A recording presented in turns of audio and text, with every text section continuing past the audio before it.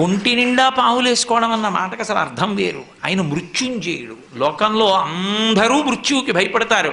మృత్యువుకి మృత్యువు పరమశివుడు ఒక్కడే.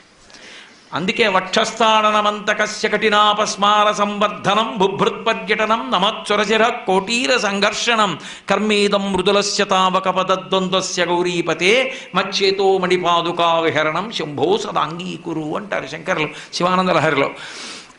అటువంటి పరమశివుడు మృత్యువులకు మృత్యు అని చెప్పడం, కాలమునకు కాలమని చెప్పడం, పాములను మెడలో వేసుకోవడం.